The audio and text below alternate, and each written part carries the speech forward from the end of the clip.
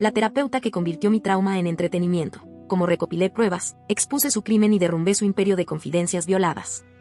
Durante mucho tiempo pensé que abrirse con alguien era el primer paso hacia la sanación. Que contar tu historia, con cada herida y cada miedo, podía liberarte de esa carga invisible que uno arrastra sin darse cuenta.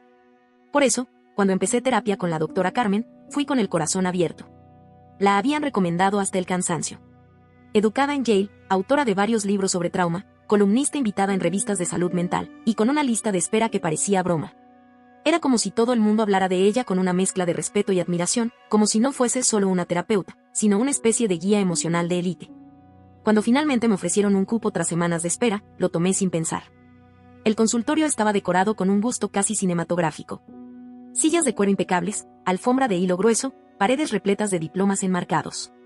Carmen siempre me recibía con una sonrisa pausada, como si supiera exactamente qué decir y cómo decirlo. Tenía ese tono suave, envolvente, como el de alguien que aprendió a escuchar no por instinto, sino por método. Y yo, necesitando con desesperación que alguien me entendiera, caí redonda. Durante 6 meses le conté todo. Todo.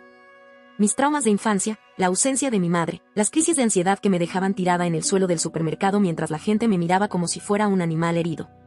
Le hablé de los ataques de pánico, de cómo me costaba respirar cuando estaba rodeada de luces frías y desconocidos, de esa sensación de estar siempre a punto de romperme. Carmen me escuchaba. Asentía con esa expresión profesional, como si mis palabras fueran importantes. Como si cada uno de mis pensamientos mereciera atención. Yo confiaba en ella con mis sombras más oscuras. No había rincón de mi mente que no me atreviera a mostrarle. Pero todo cambió en una fiesta. En el cumpleaños de Lucía, mi mejor amiga desde la universidad. Había una mujer que no conocía, elegante, con un vestido de seda verde botella que claramente costaba más que el alquiler de mi apartamento. Me sonrió desde el otro lado del salón, con esa mirada de quien ya te ubicó. ¿Vos sos Martina?, me preguntó, acercándose con una copa de vino espumoso. La que tiene problemas con su mamá, ¿no? Sentí que me arrancaban el estómago de golpe. Mi cuerpo se congeló. La copa de sangría que tenía en la mano se me escurrió de los dedos y se estrelló contra el suelo. Y Carmen cuenta las historias más fascinantes sobre sus pacientes, dijo ella, como si me estuviera halagando. Obvio que cambia los nombres, pero lo tuyo es casi de película. Los ataques en el supermercado, las llamadas desde el estacionamiento. Es impresionante. Me quedé muda. Los demás invitados empezaron a mirar. Algunos hasta sonreían con esa complicidad de quien ya había oído la historia. Mi historia. Me excusé como pude y me encerré en el baño. Me miré al espejo, con las manos temblando tanto que apenas podía sostener el teléfono. ¿Cómo podía ser? ¿Nombres cambiados? ¿Qué clase de consuelo es ese cuando lo que estás contando es tu vida entera? Solo había conocido a una terapeuta llamada Carmen. Solo una sabía lo del estacionamiento. Solo una me había oído llorar con la voz quebrada. Era ella. La siguiente sesión me senté frente a Carmen como si estuviera viendo a una extraña. Todo lo que antes me parecía tranquilizador, su sonrisa suave, su blazer entallado, la forma en que cruzaba las piernas, ahora me parecía ensayado. Falso. Como si hubiese practicado cada gesto frente al espejo. Y detrás de esos ojos azules, por primera vez, vi algo más, cálculo. Le hablé de sentirme traicionada por alguien cercano. No mencioné la fiesta. No dije nombres. Quería verla reaccionar. La confianza es clave para el proceso terapéutico, me dijo. Cuando alguien rompe esa confianza, puede hacer que se reabran heridas profundas. Tuve que disimular una arcada. El descaro era casi poético. Me estaba citando a sí misma mientras escupía teorías de sanación, sin saber que yo ya la había descubierto. Ese fin de semana, hice algo que jamás habría creído posible en mi vida anterior. La seguí. Sabía por una conversación casual en sesión que vivía en una zona residencial acomodada. Casas grandes, calles silenciosas, jardines con esculturas y luces tenues. Me estacioné a 2 cuadras, con el corazón a 1000. El sábado por la noche, desde un rincón oscuro frente a su casa, vi llegar autos importados, gente bajando con botellas de vino carísimo y sonrisas de revista. Desde la ventana del comedor, ahí estaba ella. Copa en mano, sonrisa amplia, moviendo las manos como si narrara una historia cautivante. Y lo era. Porque era la mía. Vi cómo gesticulaba describiendo un episodio en el supermercado. Mi episodio.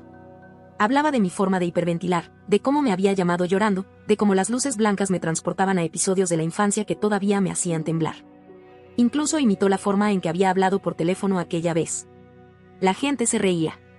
Una mujer se limpió una lágrima de tanto que se estaba riendo. Un hombre levantó su copa y dijo: por Carmen, que convierte la ansiedad en monólogos mejor que Netflix. Me quedé ahí, escondida entre los arbustos, viendo cómo brindaban con vinos que probablemente costaban más que mi tratamiento entero. Cómo celebraban el dolor ajeno como si fuera un chiste contado en una cena elegante. Como si mi trauma fuera su espectáculo privado. El lunes siguiente, pedí una sesión de emergencia. Cuando me senté frente a Carmen, le dije que había estado teniendo pensamientos extraños. Oscuros. Fantasías de venganza. Ella se inclinó con interés. Sus ojos brillaron de manera apenas contenida. Su pluma comenzó a moverse por el bloc de notas, y no era imaginación mía, podía ver el entusiasmo disfrazado de preocupación. Eso es importante. Cuéntame más, dijo con voz suave. A veces, esas fantasías hablan de partes de nosotras que necesitan ser escuchadas. Así que le conté. Le hablé de cómo imaginaba castigar a alguien que se había aprovechado de mi confianza.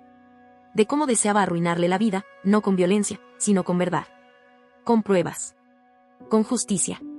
Le describí escenas enteras que jamás había vivido, pero que narraba como si fueran recuerdos. Me convertí en actriz en mi propio drama. Lo que no sabía es que el guión ya estaba en marcha, y ella era la protagonista. No tenía pruebas, aún. Solo los comentarios de una desconocida en una fiesta, mis sospechas, y aquella escena asquerosamente nítida detrás de una ventana iluminada. Pero eso no bastaba para denunciarla. No con alguien como Carmen, con tantos contactos, reputación impoluta y esa fachada de mujer intachable que lo ha logrado todo. Para que la verdad tuviera peso, necesitaba evidencia. Algo concreto, irrefutable. Ahí fue cuando pensé en Diego. Había sido amigo mío en la universidad. Un genio callado, el tipo de persona que sabía desactivar alarmas y recuperar archivos eliminados con la misma facilidad con la que vos o yo buscamos un número en el celular. Trabajaba en seguridad informática para una multinacional, pero también tenía un negocio alterno ayudando a personas con problemas tecnológicos, que no siempre eran exactamente legales. Lo cité a tomar un café en una cafetería del centro, lejos de cualquier lugar habitual. Apenas lo vi, sentí esa mezcla de nostalgia y alivio. Siempre fue alguien confiable, aunque no muy expresivo. ¿Qué pasa?, preguntó, bajando la voz apenas se sentó. Tenía esa mirada seria que no necesitaba adornos para transmitir urgencia. Alguien está usando información privada sobre mí. Alguien en quien confiaba. Sus ojos se entrecerraron un poco, estudiándome. Entonces le conté, no nombres, no demasiados detalles, pero lo suficiente. Le mencioné la fiesta, los comentarios, la ventana iluminada, las historias repetidas como chistes. Cuando le dije que era mi terapeuta, se quedó en silencio un largo rato. Después suspiró, con un dejo de enojo contenido. Eso está jodidamente mal, murmuró, ajustando sus lentes. La privacidad en terapia no es opcional, es la base de todo. ¿Qué necesitas? 2 días después, me entregó una bolsa con objetos que, a simple vista, no levantaban ninguna sospecha. Un cargador de celular, una lapicera común, una pequeña planta decorativa de plástico, un marco de fotos digital. Pero todos eran dispositivos de grabación de alta tecnología. Audio nítido, hasta 72 horas seguidas, con subida automática a un servidor cifrado que no se podía rastrear. Son legales, explicó mientras me mostraba cómo funcionaban en su departamento, entre cables enredados y latas de bebida energética. Siempre y cuando estés grabando algo en lo que vos participas. Las sesiones son tuyas. Tenés todo el derecho a registrarlas. También explicó las leyes que protegían a los pacientes, las normativas de confidencialidad, los marcos legales que ella estaba violando y que podían costarle no solo su licencia, sino también años de cárcel. La próxima vez que fui a terapia, llegué un poco antes de la hora. Le pedí a la recepcionista, Esperanza, una mujer mayor de voz dulce, si podía usar el baño. No sospechó nada. Entré a la oficina de Carmen en silencio, mientras ella estaba ocupada en recepción revisando unos papeles. Me acerqué al enchufe detrás de su sillón de cuero y conecté el cargador espía. La luz minúscula parpadeó apenas, confirmando que ya estaba grabando. Esa sesión me la pasé detallando mis fantasías de venganza. Me dejé llevar por la actuación. Describí planes meticulosos para exponer a alguien que abusaba de su poder, cómo conseguiría evidencia, cómo contactaría a las autoridades competentes. Carmen no podía disimular su fascinación. Me hacía preguntas con un entusiasmo que me helaba la sangre.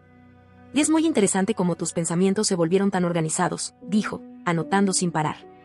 El nivel de planificación que estás mostrando habla de un intento de recuperar control. Es una respuesta típica en personas que se han sentido impotentes mucho tiempo. Yo asentía, manteniéndome en personaje. A veces imagino grabarlo todo, dije despacio, observando cómo se le tensaba apenas el gesto. Tener pruebas. Que no pueda negarlo. Que eso puede ser muy poderoso, incluso como ejercicio simbólico, respondió, sin tener idea de que cada palabra suya estaba quedando registrada. 3 días más tarde, regresé al consultorio. Carmen no estaba. Esperanza me reconoció con una sonrisa amable. ¿Olvidaste algo? Mi cargador. El de la sesión pasada. Es uno blanco, medio cuadrado. Lo necesito para el trabajo. Ah, claro. Adelante, está en la oficina. Lo recuperé con las manos tranquilas pero el corazón golpeando dentro del pecho. Esa noche me senté con mi computadora y una copa de vino, preparada para escuchar cada minuto de la grabación. No tenía idea de lo que estaba por encontrar. Las primeras horas no parecían particularmente reveladoras. Charlas de rutina, silencios, alguna llamada sobre temas profesionales. Pero luego, una conversación telefónica cambió todo. Carmen estaba hablando con alguien llamado Valentina. Y estaba riéndose. Estaba contando cómo una de sus pacientes tenía fantasías violentas deliciosamente detalladas. Era mi historia. Mis palabras. Con tono burlón, como quien narra un chisme picante. Deberías haber visto su cara cuando le sugerí que escribiera un diario, se reía Carmen. Pensaba que estaba haciendo terapia, y en realidad me estaba dando material brillante. Me quedé paralizada. Sentí el estómago cerrarse como un puño. Pero no se detenía ahí. En otras llamadas, comentaba casos de al menos 5 pacientes más. Usaba nombres reales, edades, detalles. Habló de un chico de 16 años que había intentado suicidarse. Describió el método, la reacción de sus padres, su colegio, su orientación sexual. Todo. Es una mina de oro emocional, dijo en una conversación con su hermana. Los padres viven en la negación total. Ni siquiera aceptan que es gay. Por eso se quiso matar, claramente. Más adelante, la grabación revelaba su plan de presentar mi caso en una conferencia nacional. Lo llamaba ejemplo estrella para ilustrar respuestas modernas al trauma. Planeaba usar frases exactas de nuestras sesiones. La rabia y el asco se me mezclaban. Pero ahora ya no era una intuición. Era prueba. Clara. Imposible de ignorar. Y apenas estaba comenzando. Durante los siguientes días, no pude pensar en otra cosa. Escuchar cómo Carmen convertía nuestro dolor en material de fiesta, cómo se reía de las cicatrices ajenas con gente que no tenía idea de lo que significaba vivir con ansiedad, con trauma. Me llenaba de una rabia que no sabía que era capaz de sostener sin estallar. Pero no iba a estallar. No todavía. Ahora tenía una misión. Y tenía tiempo. Decidí que si ella quería usar mi historia como show, yo le daría el espectáculo completo. Durante las siguientes 2 semanas, me transformé en su paciente más dedicada. Programé sesiones adicionales, fingí que mis fantasías de venganza se estaban volviendo más intensas, más oscuras. Inventé planes imposibles de lo detallados, con estrategias dignas de una novela de suspenso. Le hablaba de infiltrarme en la vida de quien me traicionó. De cómo obtendría su información privada, sus horarios, sus contactos profesionales. Cómo fingiría empatía para acercarme, ganarme su confianza, y luego destruirla desde adentro. Usé frases cuidadas, casi teatrales. Carmen se lo tragaba todo con una avidez perturbadora. Tomaba notas como si estuviera escribiendo su próximo libro. Me animaba a no reprimir mis pensamientos, a explorar mis deseos más oscuros sin juzgarme. Tu imaginación es riquísima, me dijo en una sesión, casi emocionada. Cada escena que describís revela aspectos valiosos de tus necesidades emocionales. Podrías escribir una novela. Me sugirió llevar un diario. Quería más. Más material. Más detalles. No te contengas, Martina. Este es un espacio seguro. Nadie te va a juzgar acá. Cada palabra suya era como una trampa más que ella misma tendía, sin saberlo, mientras uno de los dispositivos de Diego, la lapicera ese día, registraba todo con absoluta precisión. Rotaba los aparatos cada sesión. Un día era el cargador, otro la planta decorativa que dejaba sobre el estante detrás de su sillón. También usé el marco de fotos que parecía parte de su decoración minimalista. Entre todos, acumulé más de 12 horas de grabaciones nítidas, donde Carmen no solo me exponía a mí, sino también a otros pacientes. No eran comentarios sueltos. Eran discusiones enteras. Se burlaba de una mujer sobreviviente de violencia doméstica que jugaba a la independiente según sus propias palabras. Habló con desprecio de un hombre mayor que comenzaba a mostrar signos de demencia, relatando cómo confundía a sus familiares y se repetía en sesión. Todo lo decía con un tono entre divertido y condescendiente, como si fueran anécdotas pintorescas para contar en una sobremesa. Como si la vulnerabilidad humana fuera un recurso del que se podía extraer prestigio, estatus, risas. Pero lo peor fue escuchar cómo ensayaba historias. Las practicaba en voz alta, sola en su oficina, ajustando entonación y pausas como una actriz antes de salir a escena. Afinaba sus relatos como si fueran monólogos de teatro. Mis monólogos. Mis crisis. Se tiró al suelo en el pasillo de productos congelados, decía entre risas contenidas. Imagínate, llorando con el paquete de arvejas aún en la mano. Ese era el tono. De burla. De espectáculo. Entonces lo entendí todo, no era una terapeuta con deslices éticos. Era una coleccionista de dolor humano. Una curadora de traumas ajenos que transformaba las heridas en capital social. Cada sesión era su mina personal. Cada paciente, una historia para entretener. Para brillar en cenas elegantes. Para posicionarse en conferencias. Y yo no iba a permitir que eso siguiera. La última sesión que grabé fue decisiva. Decidí llevarla hasta el límite. Le hablé con voz baja, pausada, como si estuviera entrando en un lugar oscuro. He estado investigando, le dije, con una expresión cuidadosamente contenida. A la persona que me traicionó. Ella se enderezó, expectante. ¿Y qué descubriste? ¿Dónde vive? ¿Dónde trabaja? Su número de licencia profesional. Incluso los canales para presentar una denuncia oficial. Tengo todo. Su pluma se movía frenética. No me interrumpía. No me desmentía. Solo registraba, como quien escucha a una fuente invaluable de contenido. ¿Y cómo te hace sentir tener esa información? Poderosa. Le sonreí apenas. Una sonrisa cargada de doble filo. No fingí ternura ni alivio. Fingí control. Como si hubiera ganado una guerra secreta. Podría destruirle la carrera, continué. Podría acabar con su reputación con una sola denuncia bien documentada. Toda su fachada, hecha trizas. Asintió. Esa sensación de agencia es clave, dijo, como si me estuviera premiando por comprender la vida. A veces, el deseo de justicia, o incluso de venganza, es una forma de recuperación emocional. Entonces pregunté, con total frialdad. ¿Si lo hiciera? ¿Y si presentara la denuncia de verdad? ¿Sería inmoral, incluso si se lo merece? La expresión de Carmen cambió sutilmente. Ya no era profesional. Era cómplice. Algunas personas tienen que enfrentar las consecuencias de sus actos, respondió. A veces, exponerlas es la única manera de proteger a otras. El bien mayor puede justificar el daño colateral. Asentí en silencio. Me lo acababa de decir ella misma, exponerla era moral. Justo. Necesario. Esa noche no dormí. Me pasé horas clasificando audios, transcribiendo conversaciones, organizando fechas. Diego me ayudó a subir todo a carpetas encriptadas. Creé una cronología detallada de cada violación, nombres mencionados, datos personales compartidos, llamadas realizadas, conversaciones grabadas. Cité leyes nacionales, reglamentos profesionales, artículos del Código de Ética Médica. Diseñé un expediente tan minucioso que cualquier abogado habría querido tenerlo en sus manos. Y no me limité al Consejo de Licencias. Envié copias a la Asociación Nacional de Psicólogos, a la aseguradora de mala praxis de Carmen, a los organizadores de la conferencia donde planeaba exponer mi caso sin mi consentimiento. Cada destinatario recibió una denuncia detallada con audios, transcripciones y pruebas legales de cada abuso cometido. Pero no me detuve ahí. Preparé paquetes individuales para los otros pacientes que había mencionado por nombre. La familia del adolescente que había intentado suicidarse. La mujer que sobrevivió a la violencia doméstica. El anciano con demencia. A cada uno le envié una carta cuidadosa, con copias de las grabaciones relevantes y contactos de abogados especializados en violaciones de privacidad médica. También me comuniqué con la unidad de investigación de Channel 7, un noticiero local conocido por destapar fraudes médicos. Tengo un caso, les dije. Una terapeuta reconocida que viola sistemáticamente la confidencialidad de sus pacientes y convierte el trauma humano en espectáculo. La reportera asignada, Patricia, me escuchó durante más de una hora. Cuando terminé, me dijo en voz baja. Vamos a contar esta historia. Y la vamos a contar bien. 2 días después, a las 7:30 de la mañana, mi teléfono sonó. Carmen. Su nombre, aún guardado en la agenda, me provocó un escalofrío.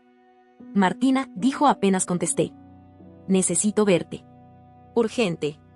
Hay un malentendido. Su voz era completamente distinta. Ya no era la terapeuta con voz serena. Era una mujer al borde del colapso. Están diciendo cosas, mentiras. Me están difamando. Tengo que explicarte. Tomé un sorbo de mi café mientras miraba el cielo desde la ventana de la cocina. Sentí, por primera vez, que respiraba con tranquilidad. No hay malentendidos, Carmen, dije. Lo que hay es evidencia. Y vos misma te encargaste de proveerla. Nunca usé nombres reales en entornos sociales, balbuceó Carmen, ahora casi suplicando. Siempre cambiaba detalles. Nunca violé la confidencialidad. Seguí todos los protocolos. Mentira, le dije, sin alterar el tono. Cambiaste nombres, pero diste suficientes detalles como para que una desconocida me reconociera en una fiesta. Y además, tengo grabaciones de voz usando nombres reales, fechas, escuelas, diagnósticos, todo. Del otro lado del teléfono, el silencio fue tan largo que pensé que había colgado. Cuando habló, su voz ya no tenía vestigios de autoridad. Solo miedo. ¿Qué querés? ¿Dinero?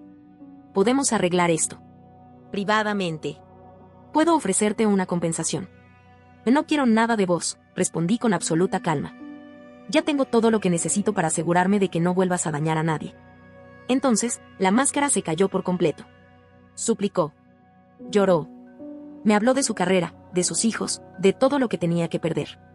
Me pidió que no destruyera su vida por unos errores. Pero no eran errores. No había sido un descuido aislado. Había sido un sistema, una conducta, una costumbre. Carmen había construido su prestigio, su red profesional, su seguridad económica y su imagen pública, sobre la violación sistemática de la confianza ajena.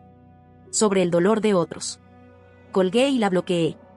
3 días después, Channel 7 publicó el reportaje. El titular era imposible de ignorar. Psicóloga de renombre acusada de violar la privacidad de sus pacientes, grabaciones revelan abusos graves. En el artículo, aparecían extractos de las grabaciones, testimonios anónimos de otros pacientes, citas de expertos en salud mental y confirmaciones oficiales del Consejo de Licencias y la Asociación Nacional de Psicología. La reportera Patricia había hecho un trabajo impecable. La reacción fue inmediata. En menos de una semana, la práctica de Carmen cerró. Esperanza, la recepcionista, dejó un mensaje de voz masivo a todos los pacientes explicando que recibirían copias de sus historiales clínicos y referencias a otros profesionales. Su licencia fue suspendida preventivamente mientras se iniciaba la investigación formal. Su aseguradora de mala praxis la abandonó. Su participación en la conferencia fue cancelada. Pero eso era solo el principio. El fiscal Rodrigo se comunicó conmigo a los pocos días. Me citó para una entrevista en la fiscalía. La detective Elena me recibió en una sala de paredes frías y luces blancas. Era una mujer seria, con una mirada que mezclaba cansancio y fuego. Llevo 8 años trabajando delitos relacionados con el sistema de salud, me dijo. Nunca vi documentación tan completa. Hiciste nuestro trabajo por adelantado. El expediente que armé pasó a formar parte de la investigación criminal.